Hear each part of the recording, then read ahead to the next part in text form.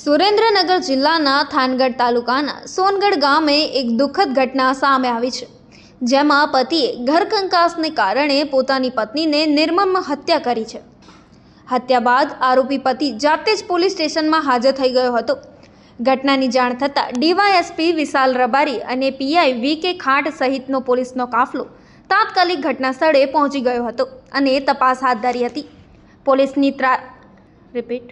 પોલીસના પ્રાથમિક અનુમાન મુજબ પારિવારિક ઝઘડાને કારણે આ કૃત્ય થયું હોવાનું જણાઈ રહ્યું છે. પોલીસે મૃતદેહને કબજે લઈને પોસ્ટમોર્ટમ માટે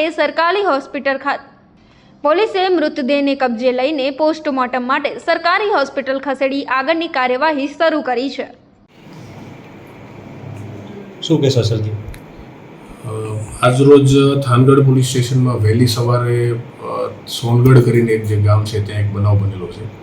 આ બનાવમાં મરણ જનાર મનસાબેન વાઇફ ઓફ બહાદુરભાઈ જડુ તેઓ પોતાના ઘરમાં સૂતા હતા અને રાત્રિના જ લગભગ આશરે 2-3 વાગ્યાની આસપાસ એમના પતિ જે બહાદુરભાઈ ટપુભાઈ જડુ જે છે એ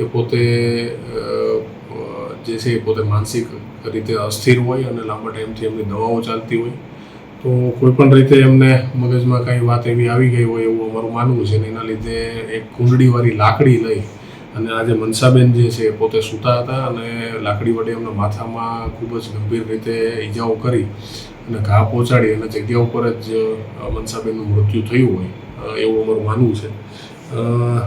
તાત્કાલિક જ આ ગુનાની જેવી થાનગઢ પોલીસ સ્ટેશનને જાણ થઈ તો ઘટના સ્થળે પહોંચી આગળની તપાસ જે છે હાથ ધરવામાં આવી અને ત્યારબાદ BNSની કલમ 103 અને GP એક્ટ 135 મુજબનો ગુનો જે છે એ દાખલ કરવામાં આવેલો છે. આજે આરોપી બહાદુરભાઈ ટપુભાઈ જડુ છે એમને પણ પૂછપરછ માટે અહીંયા લઈ આવી અને અટક કરવાની આગળની જે કાયદેસરની કાર્યવાહી જે છે એ થાનગઢ પોલીસ સ્ટેશનમાં હાલ ચાલુમાં છે.